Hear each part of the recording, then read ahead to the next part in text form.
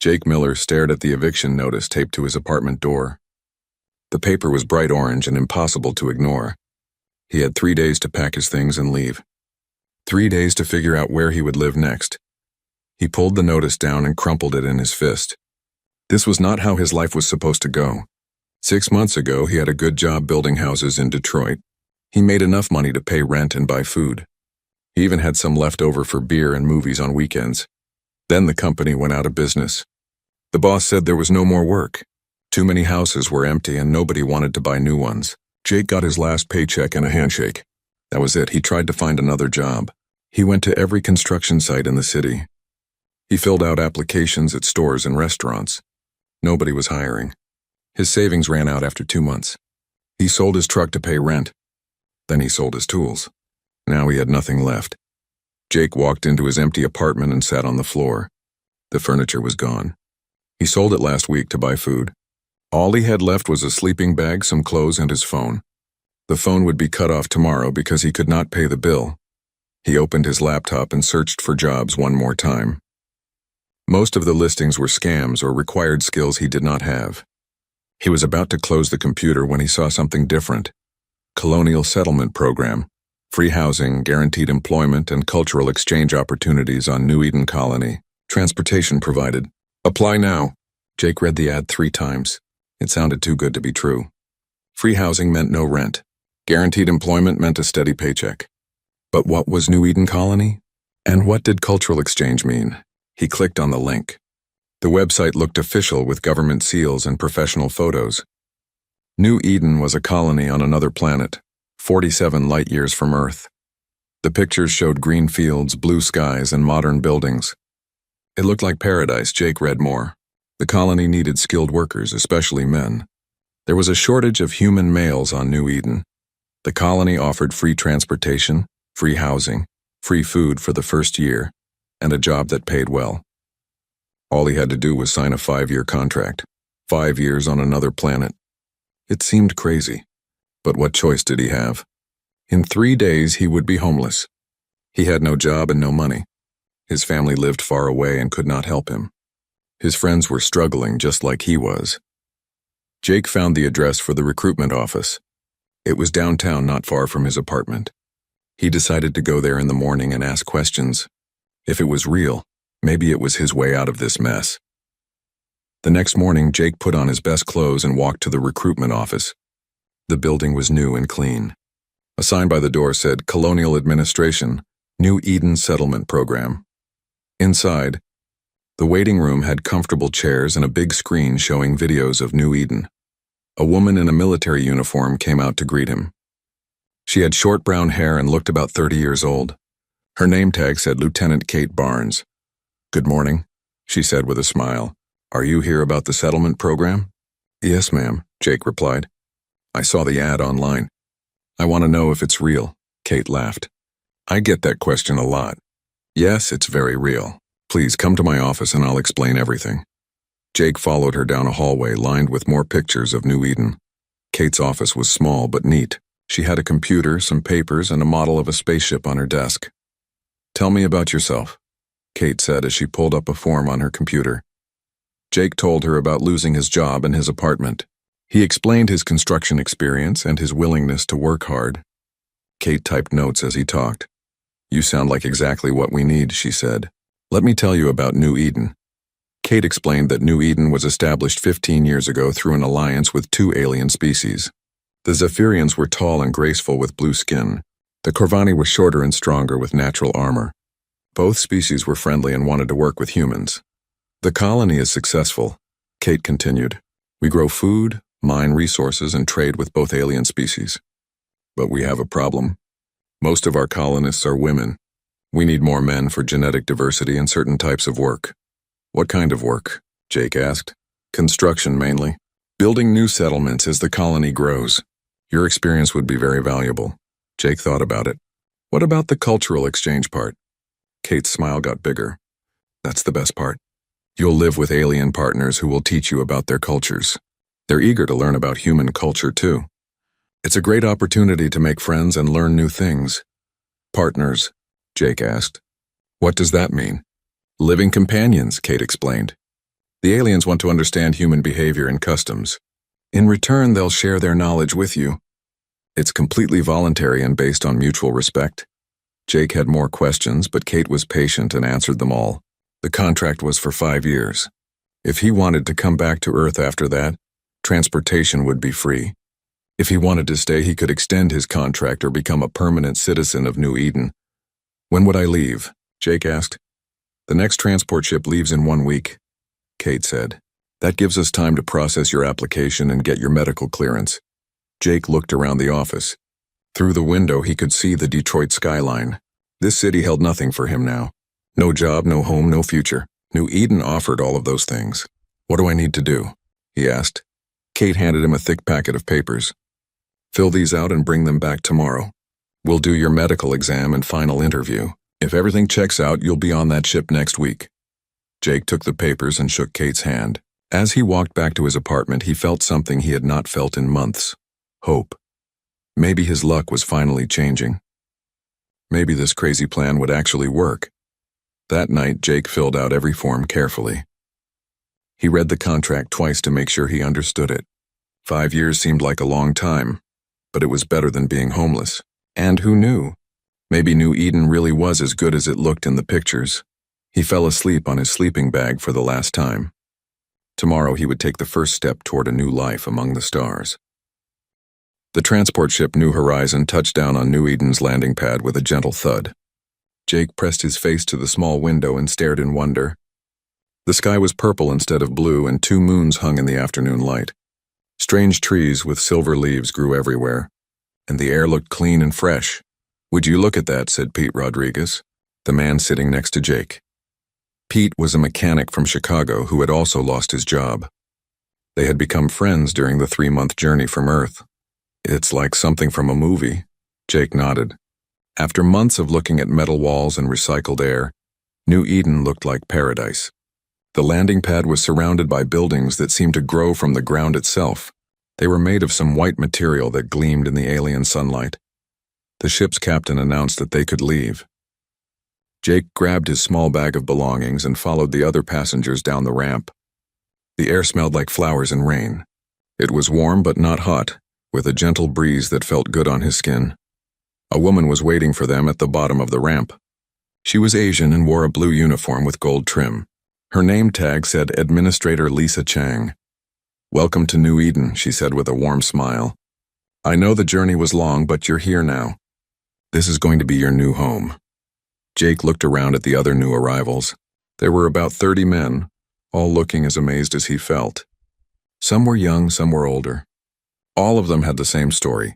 No job, no money, no future on Earth. Please follow me to the orientation center, Lisa said. We have a lot to show you. They walked along a path made of smooth stones. Jake saw his first aliens working in gardens nearby. The Zephyrians were tall and thin with pale blue skin and silver hair. They moved like dancers, graceful and smooth. The Corvani were shorter and broader with bronze-colored skin that looked like natural armor. Both groups waved at the new arrivals in a friendly way. The orientation center was a large, round building with windows that went from floor to ceiling. Inside, Jake could see more of the colony. There were farms in the distance where both humans and aliens worked together. Flying vehicles moved silently through the air. Everything looked peaceful and well organized. Lisa stood in front of a large screen and began her presentation. New Eden has been home to humans for 15 years, she said. We came here as part of an alliance with the Zephyrians and Corvani. Together, we've built something special. The screen showed pictures of the colony's growth over the years. What started as a small settlement had grown into a thriving community. There were farms, factories, schools, and research centers. The 3 species worked together on everything. You're here because we need your skills, Lisa continued. But more than that, we need your perspective. Humans bring something unique to this alliance: creativity, adaptability, and the ability to solve problems in new ways. Jake raised his hand. What exactly will we be doing? Each of you will be assigned work based on your skills and interests, Lisa explained. Jake, you'll be working on the expansion project. We're building new settlements as our population grows. Your construction experience will be very valuable. That sounded good to Jake. He had always enjoyed building things. You'll also be part of our cultural exchange program, Lisa said. Each of you will be paired with alien partners who want to learn about human culture. In return, they'll teach you about their worlds and their knowledge. A man in the back raised his hand. Partners. What does that mean exactly? Lisa's smile became warmer. Living companions. The Zephyrians and Corvani are very interested in how humans live, think, and solve problems. You'll share a home with them and learn from each other. Many of our earlier colonists have formed deep friendships through this program. Jake felt a little nervous about that. He had never met an alien before today, but everyone here seemed friendly enough. After the orientation, they were taken to see their new homes. Jake's house was on the edge of the main settlement, surrounded by the silver-leaf trees. It was bigger than his old apartment and looked like it had been grown rather than built. The walls were smooth and white, and the windows were large and clear. Inside, the house was furnished with comfortable chairs, a big bed, a kitchen with advanced appliances, and a living room with a view of the mountains. Everything was clean and new. Jake had never lived anywhere so nice. Your partners will arrive tomorrow, Lisa told him. Take today to rest and explore. The food replicator in your kitchen is programmed with human meals, and there's a communication device if you need help. After Lisa left, Jake explored his new home. The bathroom had a shower that used some kind of energy field instead of water. The bedroom had a bed that adjusted to his body when he lay down. The kitchen could make any food he asked for hot and ready in seconds. That evening, Jake sat on his front porch and watched the two moons rise. Other new arrivals were exploring too. Pete lived in the house next door and came over to talk. This place is incredible, Pete said. My house has technology I've never seen before. And did you see those flying cars? Jake nodded. It's almost too good to be true. I keep waiting for someone to tell me there's a catch. Maybe there isn't one, Pete said. Maybe we just got lucky. The next morning, Jake was eating breakfast when someone knocked on his door. He opened it to find two aliens standing on his porch. One was a Zephyrian female with long silver hair and violet eyes. The other was a Corvani female with bronze skin and intricate patterns etched into her natural armor. Hello, the Zephyrian said in accented but clear English. I am Zara. This is Kes. We are your cultural partners. Jake stared for a moment, then remembered his manners. I'm Jake, please come in. Zara was tall and elegant, moving with the grace he had noticed in other Zephyrians. Her skin was pale blue and seemed to glow slightly in the morning light. Kes was shorter but looked strong. Her bronze skin had beautiful patterns that reminded Jake of circuit boards. We are excited to learn about human culture, Kes said. Her voice was deeper than Zara's, but just as friendly. We have studied your species, but we want to understand how you actually live. And we want to share our knowledge with you, Zara added. I study the plants of this world. Kes is an engineer who works with our most advanced technology. Jake poured coffee for everyone and they sat in his living room. The conversation was awkward at first. Jake did not know what to say to beings from other worlds, but Zara and Kes were patient and kind. They asked simple questions about his life on Earth and listened carefully to his answers. You built structures with your hands? Zara asked, fascinated. Among my people, we grow our buildings using modified plants. Really? Jake said. How does that work? Zara's eyes lit up as she explained how Zephyrian biotechnology could shape living matter. Kes talked about Corvani engineering, which used crystal matrices to store and process energy. Jake found himself genuinely interested in what they were saying. As the days passed, Jake settled into a routine. He worked during the day with a construction crew made up of humans, Zephyrians, and Corvani. The aliens had knowledge and tools that made building faster and easier than anything he had experienced on Earth. In the evenings, he learned from Zara and Kes. Zara showed him the alien plants in his garden and explained how they could be used for food, medicine, and materials. Kes taught him basic engineering principles that helped him understand the advanced technology around him. Jake also taught them about human culture. He showed them movies on his tablet computer, taught them card games, and cooked Earth food using the replicator. They were endlessly curious about human emotions, humor, and creativity. After 2 weeks, Jake realized something surprising. He was happy. For the first time in months, he woke up each morning looking forward to the day. He had meaningful work, a comfortable home, and 2 intelligent companions who genuinely cared about his thoughts and feelings. New Eden was everything the advertisements had promised and more. Jake began to think that maybe, just maybe, his desperate gamble had paid off. He had found not just a new job and a new home, but a new life among the stars. The only thing that puzzled him was how perfect everything seemed. But Jake pushed those thoughts away. After all the bad luck he had experienced on Earth, maybe he was due for some good luck. Maybe New Eden really was paradise. Jake had been on New Eden for 2 months when he started noticing strange things. Small things at first, easy to ignore, but they began to add up. The supply ship from Earth was supposed to arrive every 6 weeks. It was now 8 weeks late. When Jake asked Administrator Chang about it, she said there had been delays but gave no details. Her smile seemed forced, not as warm as before. Communication with Earth was also limited. Jake wanted to send a message to his brother back home, but he was told that personal communications were restricted to once per month. The reason given was bandwidth limitations, but Jake had seen the advanced technology on New Eden. He found it hard to believe they could not handle more messages. Then there were the other colonists. The men who had arrived before Jake's group seemed nervous when asked about their experiences. They would change the subject or make excuses to leave. Jake tried to talk to a man named Carl who had been on New Eden for 3 years, but Carl just mumbled something about doing what's necessary and walked away quickly. Jake was working on a new housing complex when he met another earlier colonist named Danny. Danny had been on New Eden for 2 years and worked as a technician. Unlike the others, he seemed willing to talk. "You seem happy here," Danny said as they took a break from work. "I am," Jake replied. "This place is amazing. Much better than Earth." Danny nodded but looked thoughtful. "Yeah, it's nice. Really nice. Sometimes I wonder if it's too nice, you know?" "What do you mean?" Danny looked around to make sure no one was listening. "Haven't you noticed how perfect everything is? Perfect weather, perfect food, perfect housing. Even our alien partners are perfect. Beautiful, intelligent, interested in everything we do." Jake felt uncomfortable. "What's wrong with that?" "Maybe nothing," Danny said. "But I've been thinking about something. Have you noticed how many children are around the colony? Human-alien hybrid children?" Jake had noticed.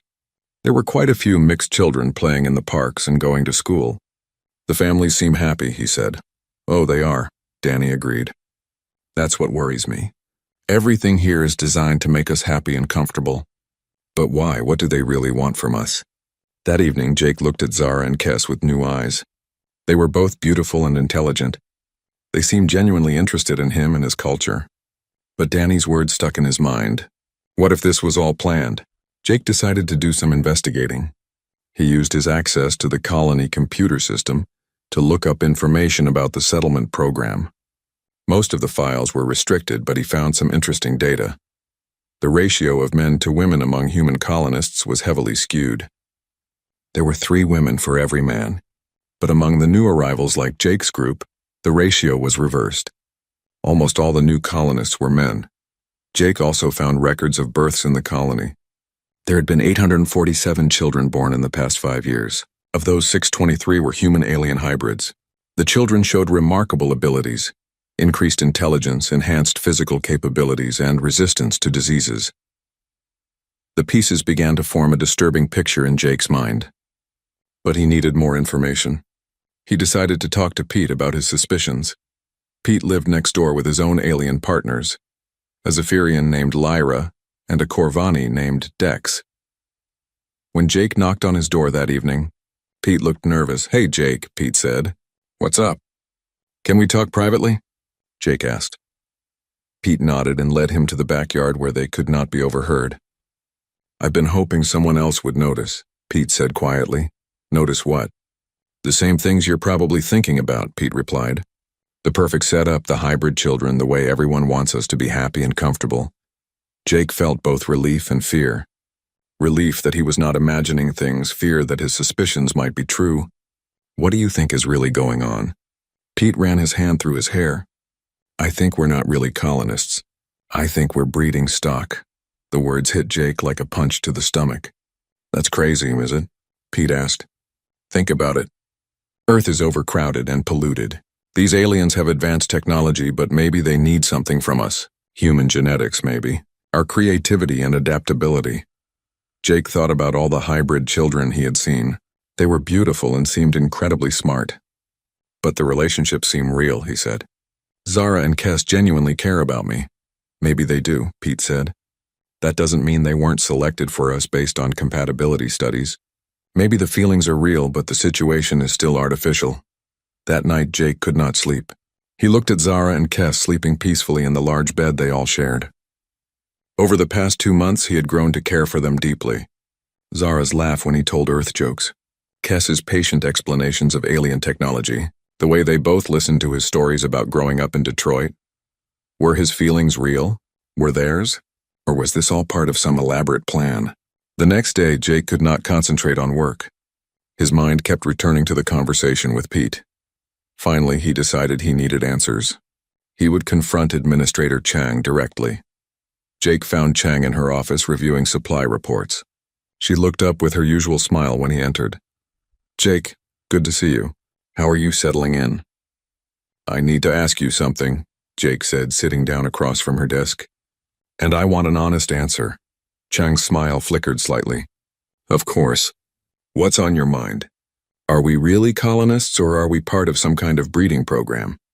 The silence stretched for a long moment. Chang's smile disappeared completely.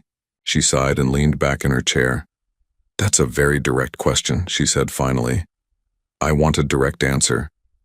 Chang was quiet for another moment, then seemed to make a decision. The truth is complicated, Jake. You are colonists. This is your home now if you choose it to be. But you're also right about the other part. Jake felt his stomach drop. So it's true? The alliance with the Zephyrians and Corvani includes genetic cooperation, Chang explained. Earth's government agreed to provide human genetic material in exchange for advanced technology and resources. But it's not as cold as you're making it sound. You lied to us, Jake said angrily. We didn't tell you everything, Chang admitted. But we didn't lie about the important things. The jobs are real. The homes are real. The relationships you're forming are real.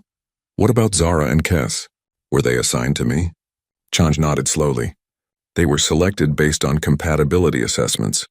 But Jake, they volunteered for the program. They wanted human partners just as much as you needed a new life. Jake stood up, feeling betrayed and confused. I need to think about this. Jake, wait, Chang called as he headed for the door. I know this is a shock, but consider what you have here. You have a home, meaningful work, and people who care about you. The children being born here represent the future of 3 species working together. It's something beautiful, not something to be ashamed of. Jake left without responding. He walked through the colony, seeing everything differently now. The beautiful buildings, the happy families, the advanced technology. It was all part of a deal made by governments and alien leaders. A deal that no one had bothered to explain to the people actually living it. But as he walked, Jake also thought about his life before New Eden. The eviction notice. The empty refrigerator. The night spent wondering where he would sleep. The feeling that he had no future and no purpose. Now he had all of those things. The question was whether they meant anything if they were built on deception. That evening, Zara and Kes were waiting for him when he got home. They could see that something was wrong. Jake, you seem troubled, Zara said gently. We spoke with Administrator Chang, Kes added. She told us you learned about the alliance agreement. Jake looked at them both. 2 beings from other worlds who had somehow become important to him. Did you know? When you first came here, did you know why you were really selected? Zara and Kes exchanged a look. Yes, Zara said softly. We knew about the genetic cooperation program. But we also knew we wanted to understand humans better, to live with one and learn from one. The program brought us together, Kes said, but what we feel for you grew naturally. It was not programmed or forced. Jake sat down heavily in his chair. He wanted to be angry, but looking at Zara and Kes, he found it difficult. They had been honest now when he asked directly, and they had shown him nothing but kindness and genuine affection. I don't know what to think, he said finally. Think about what you want, Zara suggested.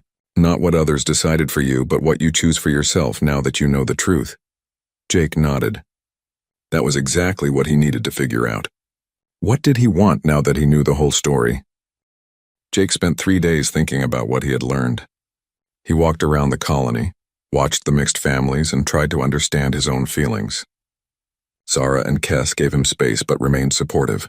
They answered his questions honestly and did not try to pressure him. On the 4th day, Jake made his decision. He found Administrator Chang in her office. I want to stay, he told her. But I want things to change. No more lies, no more hidden agreements. If this is going to work, it has to be based on honest choice. Chang nodded. I agree. We're already working on new policies, full disclosure for future colonists and better communication with Earth. You've helped us realize that deception, even with good intentions, is wrong. Jake felt better about his choice. He was starting to believe that New Eden could truly become the home he had hoped for. But before he could settle into his new life, everything changed. The alarm started at dawn. Jake woke to a loud wailing sound he had never heard before. Zara and Kes were already awake, looking frightened. What is that? Jake asked. Attack warning, Kes said grimly. Someone is coming. They dressed quickly and ran outside. The sky was filled with ships. Dark, angular vessels that looked nothing like the peaceful transports Jake was used to seeing. The ships were firing energy weapons at the colony's buildings. Other colonists were running in panic. Jake saw Administrator Chang speaking urgently into a communication device. She spotted Jake and ran over to him. It's the hegemony, she said, a militant faction that opposes any cooperation between species. They consider our alliance an abomination. An explosion shook the ground nearby. One of the alien ships had hit the power station and several buildings went dark. What do they want? Jake asked. To destroy the colony and everyone in it, Chang replied. They believe that species should remain separate. They see our mixed families and cooperative society as a threat to their ideology. Jake looked around at the chaos. Human and alien families were fleeing together, helping each other reach safety. Children were crying, and parents of all species were trying to protect them. What are our defenses? Jake asked. Limited, Chang admitted. This was always meant to be a peaceful colony. We have some shields and weapons, but nothing that can stop a full hegemony assault force. Jake made a quick decision. Where are the other men from Earth? The ones who arrived with me? Most are at the emergency shelters, Chang said. Get them together. We need to organize a defense. Chang looked surprised. Jake, you don't have to fight. There are escape ships that can take you back to Earth or to a safe planet. Jake shook his head. This is my home now. These are my people. I'm not running. Zara and Kes had been listening to the conversation. We will fight too, Zara said firmly. The colony's botanical defenses are under my control, Zara explained. Many of our plants can be weaponized if necessary. Kes nodded. And I know the colony's infrastructure better than anyone. I can help design defenses. Jake felt a surge of determination. Then let's get to work. The next few hours were a blur of activity. Jake gathered the Earthmen at the emergency command center. Pete was there, along with Danny and about 20 others. Many were scared, but all were willing to help defend their new home. I know some of you are angry about the deception, Jake told the group. I was angry too. But right now, that doesn't matter. What matters is that there are families out there who need our help.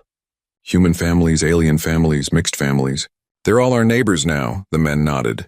Despite their confusion and anger about the breeding program, they had all formed connections on New Eden. They had friends, partners, and some even had children to protect. Jake worked with Kes to understand the colony's layout. The hegemony forces had landed in 3 locations and were moving toward the central areas where most people lived. The colony's energy shields were failing under constant bombardment.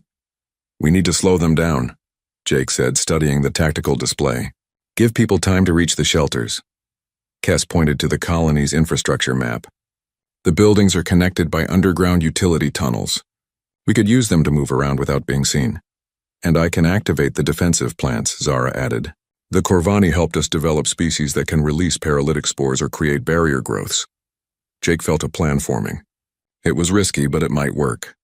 Pete, you and half the men take the northern tunnel. Get to the power substation and see if you can reroute energy to boost the shields. Danny, take the rest to the southern sector and help evacuate civilians. What about you? Pete asked. I'm going with Zara and Kes to the botanical labs. If we can weaponize the plant network, we might be able to create choke points that slow down the hegemony forces. They split up and moved through the tunnels. Jake had never felt so focused. All his construction experience was useful here. He understood how buildings and infrastructure worked, and how they could be modified or damaged. At the botanical labs, Zara worked frantically to reprogram the colony's plant systems. Jake watched in amazement as she communicated with the plants through some kind of biological interface. Vines began growing rapidly across doorways and windows. Flowers opened to release clouds of defensive spores. The plants can distinguish between colony residents and invaders, Zara explained as she worked. They're programmed to respond to biological signatures. Meanwhile, Kes was modifying the lab's equipment to create improvised weapons. She handed Jake a device that looked like a construction tool but hummed with dangerous energy. Plasma cutter, she explained. Normally used for shaping metal, but it will cut through hegemony armor. The sound of weapons fire was getting closer. Jake looked out the window and saw hegemony soldiers moving through the colony. They were tall and wore black armor that covered their entire bodies. They moved efficiently, destroying everything in their path. They're almost here, Jake said. Zara finished her work with the plants. The defensive network is active, but it won't stop them completely. Then we'll have to stop them ourselves, Jake said. The three of them took positions near the lab entrance. Jake felt strange holding an alien weapon, preparing to fight beings from another world. 6 months ago, he had been worried about paying rent. Now he was defending his home against an alien invasion. The first hegemony soldiers entered the building cautiously. They were immediately entangled by aggressive vines that Zara had positioned throughout the hallways. While they struggled to free themselves, Jake and Kes attacked with their plasma weapons. The fight was brief but intense. The hegemony soldiers were well-trained and heavily armed, but they had not expected organized resistance from the colonists. Jake's construction knowledge helped him use the building's layout to his advantage, creating ambush points and escape routes. When the immediate threat was gone, Jake checked his communication device. Reports were coming in from around the colony. Pete's team had managed to restore partial shield power. Danny's group had evacuated most of the civilians. Other human colonists were working with their alien partners to set up defensive positions, but the main hegemony force was still coming. Jake could see their ships landing reinforcements in the distance. The real battle was just beginning. Can we win this? Jake asked Kes. I don't know, she said honestly. The hegemony has more ships and soldiers than we expected, but we have something they don't. What's that? Kes smiled grimly. We have humans, and humans fight differently than anyone expects. Jake looked at Zara and Kes, then at the reports coming in from around the colony. Humans, Zephyrians, and Corvani were working together in ways he had never imagined. They were sharing knowledge, combining technologies, and creating new tactics on the fly. Maybe Kes was right. Maybe humanity's greatest strength was not any one ability, but the capacity to adapt and work with others, to find new solutions when the old ones failed. Jake picked up his weapon and checked the charge. Then let's show them how humans fight. The battle for New Eden lasted 3 days. Jake learned that humans had a reputation among alien species for being unpredictable in combat. The hegemony forces were used to fighting opponents who followed established military tactics. Humans did not. On the first day, Jake came up with an idea that surprised everyone, including himself. He remembered how construction crews used controlled explosions to demolish old buildings. What if they could use the same principle to create traps for the hegemony forces? Working with Kes, Jake rigged explosive charges throughout the colony's infrastructure. Not to destroy buildings, but to redirect the hegemony forces into areas where Zara's weaponized plants could overwhelm them. When the enemy soldiers tried to advance through what looked like safe corridors, they found themselves trapped in dead ends filled with paralytic spores. This is insane, Pete said over the communication system. You're using construction techniques as military tactics. It's working, though, Jake replied as he watched another squad of hegemony soldiers get caught in one of his traps. On the second day, the hegemony commanders began adapting to the colonists' unconventional tactics. They started using flying units to bypass the ground-level traps. That was when Danny had his breakthrough. Danny had been working in the colony's communications center trying to coordinate the defense. He discovered that the hegemony ships used a centralized command system. If they could capture the command frequencies, they might be able to disrupt the entire attack. The problem is getting close enough to their command ship, Danny explained to Jake and the other defenders. It's heavily shielded and protected by fighter escorts. Jake studied the tactical display. The command ship was hovering over the colony's main plaza, directing the ground assault. It seemed impossible to reach. Then Jake had another crazy idea. What if we don't go to the ship? What if we bring the ship to us? He explained his plan. The colony had several large industrial plants that processed resources from the planet's surface. These plants had powerful magnetic systems used to separate different materials. If they could modify those systems and coordinate them properly, they might be able to create a magnetic field strong enough to pull the command ship down. That's completely insane, Chang said when Jake proposed the idea. Even if it works, the ship could crash anywhere in the colony. Not if we control where it crashes, Jake said. He pointed to the old mining area outside the main settlement. It's mostly empty space with good access. If we can guide the ship down there, we can capture it intact. The plan required precise coordination between human engineering knowledge and alien technology. Kess worked with her people to modify the magnetic systems. Zara used her plants to create a clear landing zone. Jake and Pete rigged additional charges to ensure the ship would land where they wanted it to. The magnetic trap worked better than anyone expected. The Hegemony command ship was pulled down from the sky like a toy drawn to a magnet. It crashed in the designated area, damaged but not destroyed. More importantly, Danny was able to access their communication systems and send a surrender message to the remaining Hegemony forces. But the biggest breakthrough came on the third day, and it was not a military victory. It was a diplomatic one. Among the captured Hegemony officers was a commander named Vorthak. Unlike the others, he seemed willing to talk. Jake found himself in the strange position of interrogating an alien military leader. "Your tactics make no sense," Vorthak told Jake. "You fight like you are building something instead of destroying it." "Maybe that's the difference," Jake replied. "We're not trying to destroy anything. We're trying to protect what we've built." Vorthak was quiet for a moment. "You speak of building, but you are contaminating the genetic purity of multiple species. This alliance corrupts the natural order." Jake thought about the children he had seen playing in the colony's parks. Human children, alien children, and mixed children all playing together. They were smart, creative, and kind. They represented something new and hopeful. "Have you seen the children?" Jake asked. "The ones born from our alliance?" "I have seen the abominations," Vorthak said coldly. "They're not abominations.